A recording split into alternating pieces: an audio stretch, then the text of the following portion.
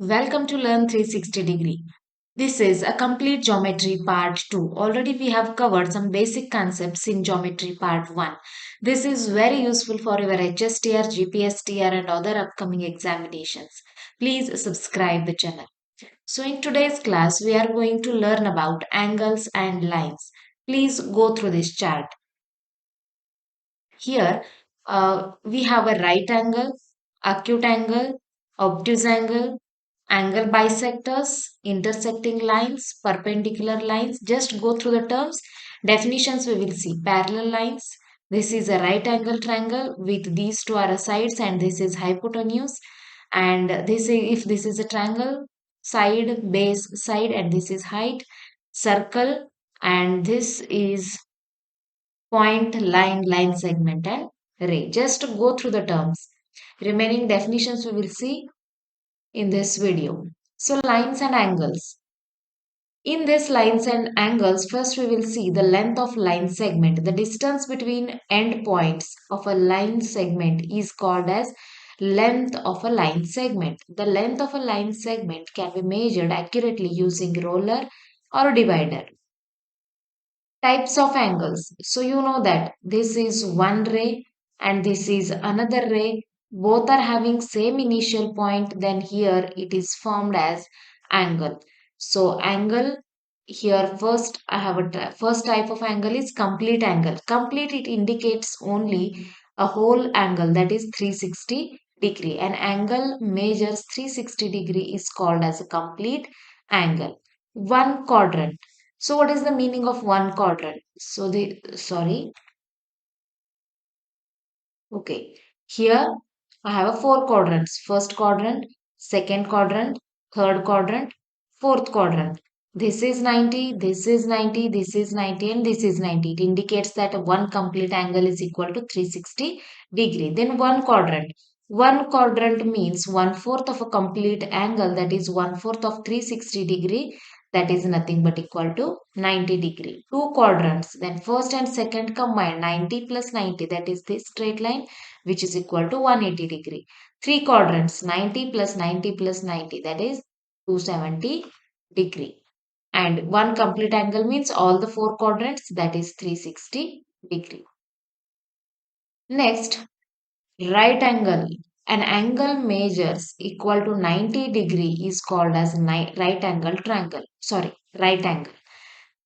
See here, if this is one ray and another ray is exactly perpendicular to this line, then this is nothing but a 90 degree and it is a right angle. So this may equal to right angle. This may equal to right angle. So wherever I will see two perpendicular lines started from a same points, there we get a right angle. Next, straight angle, an angle that measures exactly 180 degree. Means this is one ray and this is another ray. And these two rays form here 180 degree. That is, we call it as a straight angle. Then acute angle, an angle that measures less than 90 degree is called as acute angle. Always it looks like a, means it belongs to first quadrant. See here, this is acute angle, this is acute angle, means all the angles those are less than 90 degree, 79 degree, 89 degree, 1 degree, all belongs to acute angle. Next, obtuse angle. An angle measures more than 90 degree but less than 180 degree. Means started from 91 degree to 179 degree. All the angles belongs to obtuse angle. How it looks? It falls in second quadrant, means it crosses 90 degree. So this is around 120. It looks like this.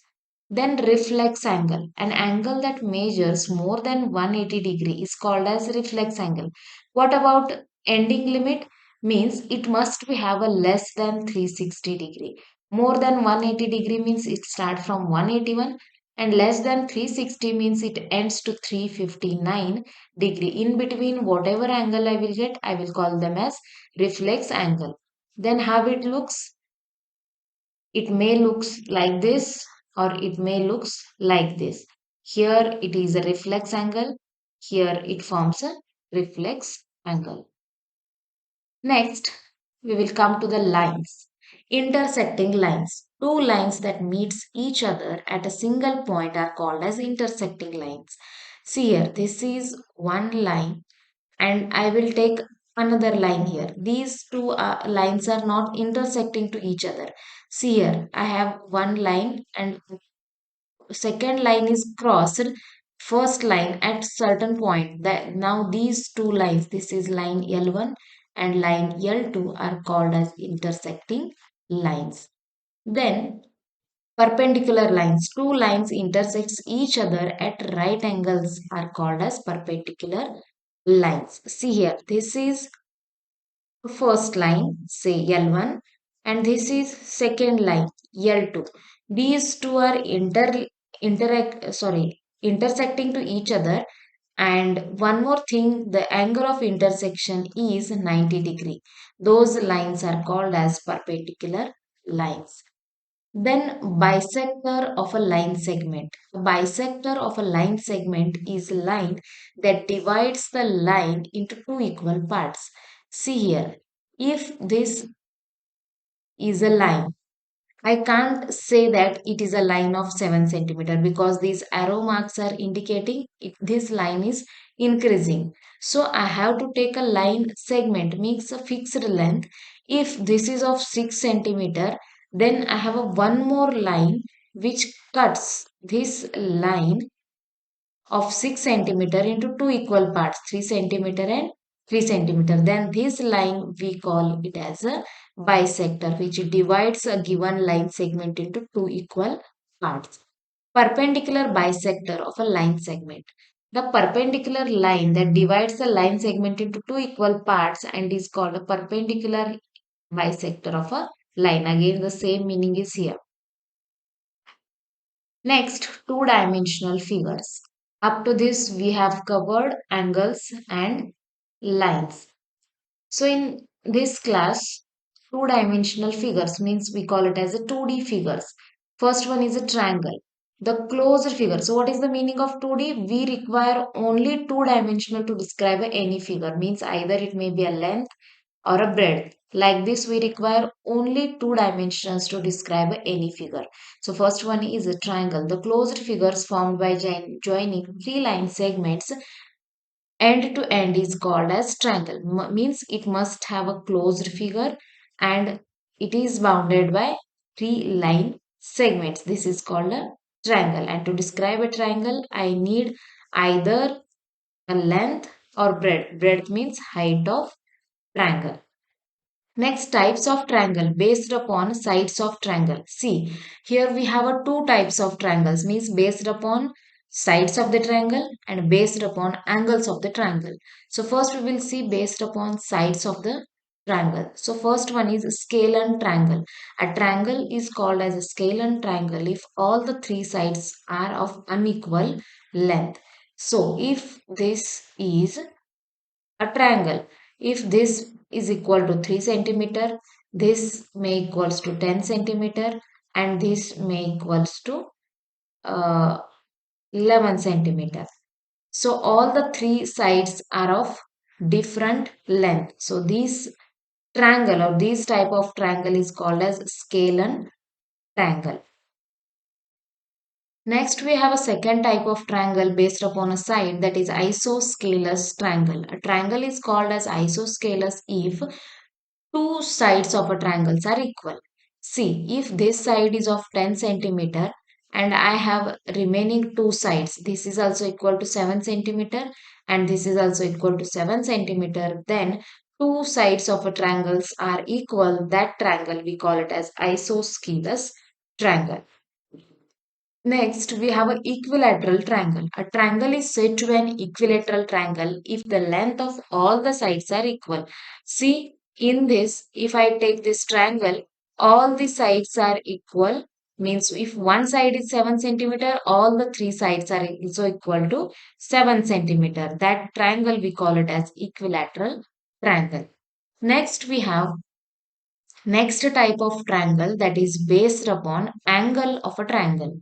acute angled triangle. If all the angles of triangle are less than 90 degree, acute indicates only less than 90 degree. If all the angles of a triangle are less than 90 degree, then a triangle is called as acute angle. See here, if this is a triangle, if angle is equal to 60 degree, this angle is equal to 50 degree.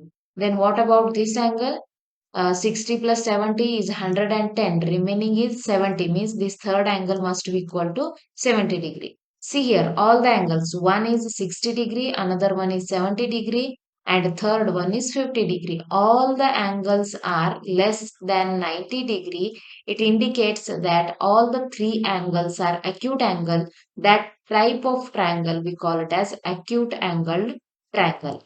Next, second type is right angle triangle. The meaning also only indicates right angle triangle means one angle. See here all the three angles must be acute, but here only one angle should be right angle. So it's not angle in a triangle is right angle. Then a triangle is said as right angled triangle. So it looks like this. Here one angle is right angle triangle. So I have a one question. In one triangle, how many 90 degrees means how many angles are equal to right angle? See here. If this one angle is 90 degree, I will take another angle also 90 degree. Here I have a 290 degrees, but this will not looks like a triangle. Hence, in any triangle, there can be only one angle that is equal to a 90 degrees. So this will not form a triangle if 290 degrees angles are available. Then obtuse angle triangle. If one of the angle of the triangle is an obtuse angle means more than 90 degree, then a triangle is called as obtuse angle. See here also I have a three sides of triangle. So this is one angle is more than 90. It may be equal to 120. If this is 120, remaining two angles will combinedly form a 60 degree. If this is 10, then this is 50. If this is 20, this is 40. Like this. But one angle is more than 90 degree. So in any triangle, if one angle is more than 90 degree, then that triangle we call it as obtuse angled triangle. Next, we come to the parallelogram. Parallelogram indicates our figure has a four closed line segments. A parallelogram is a four-sided figure in which the opposite sides are parallel to each other and are of equal length. In parallelogram, the diagonals need not be of equal length. See here what parallelogram says, four-sided figure and the opposite sides are parallel to each other. So I will draw two figures here. So this also indicates a parallelogram. See here, opposite faces are parallel to each other. These two faces are parallel to each other. So by using same definition, I can draw one more figure here. So this side is parallel to this side is parallel to this side. So these two figures are indicates a parallelogram where it has a four sides and opposite sides are parallel to each other. Next, types of parallelogram. Rectangle. A rectangle is a type of parallelogram that has opposite sides equal in length and parallel to each other. See here, this will show a rectangle. Here, opposite sides are of equal length and also parallel to each other. This side is parallel to this side and also equal in length. One more thing, all the four angles are equal to 90 degree. So that figure we call it as a rectangle. What is the definition of rectangle? It must have a opposite sides as a parallel, opposite sides are equal and all the angles are equal to 90 degree. That figure we call it as a rectangle. Then we will come to the square. Again here also I have opposite sides are parallel to each other. But here one condition is there. Here all the sides must be of equal length and angle should be equal to 90 degree. That figure we call it as squares. If one side is of 4 centimeter, then remaining all sides are equal to 4 centimeter and all the angles are equal to 90 degree. Next, here we have a diagonals are of equal length. Next, rhombus.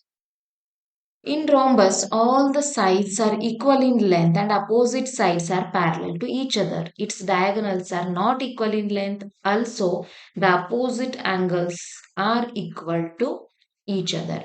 So, in rhombus, all the sides are equal in length. See here, all the sides are equal in length. See here, this if this is equal to 4 centimeter, this is also of 4 centimeter, this is also of 4 centimeter, and this is also of 4 centimeter. But see here, these four sides are equal in length and parallel to each other. Opposite sides are parallel to each other. But this is not a square. What rhombus says, all the angles are not equal to 90 degree, but opposite angles are equal to each other. This angle is equal to this angle. These two angles are equal. That is the definition of rhombus. So if I draw a diagonal here, this is a smaller distance and this is a longer distance, means diagonals are not equal here. Next, trapezium. A trapezium has one pair of sides parallel to each other and the other two sides are not parallel to each other. Means my diagram should contain four sides and one pair, first pair is parallel to each other, but this second pair is not parallel to each other. So only one pair is parallel to each other. I can draw like this also. So only one pair is parallel, second pair is not parallel. Three-dimensional shapes. Now we have just covered two-dimensional figures. Then we will go to three-dimensional shapes or a 3D figures. Solid figures have a three dimensions, means length, breadth and height. In 2D we require only length and breadth, and in 3D we require to describe any figure we must have a length, breadth and height. For example, ball, brick, an ice cream cone or a can. It has a face. The flat surface of a solid shape is called as face. See here, if I draw a cube here, so this is a cube, a 3D figure. To describe this figure, I require length, I require breadth, and I require this height. So what is face? It has a flat surface of solid shape is called as face. This front surface is we call it as a face. Edges. Two faces of a solid shape meets a line segment. Means this is first surface and this bottom surface meets at this line. And this line we call it as edge. Vertex. A vertex of a solid shape is a point where three or more edges meets. This is first edge, second edge, third edge meets at a point. This point we call it as a vertex. Like this, a cube has 8 vertices. A cuboid has 6 faces, 12 edges and 8 vertices. Similarly, a cube is also having 6 faces, 12 edges and 8 vertices. But the difference is here all the faces are of rectangle and here all the faces are of square.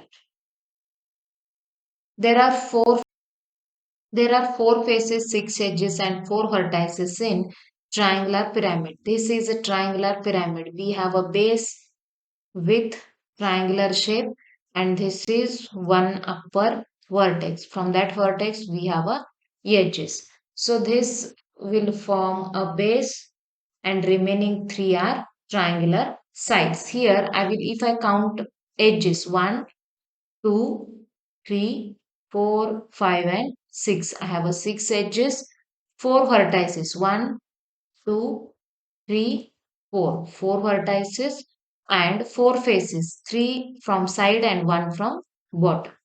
Prism and pyramids are named after their bases. The base of a prism can be of any polygonal shape. So this is a prism example for a prism, but I have a head as well as base of triangular shape. This indicates a vertex.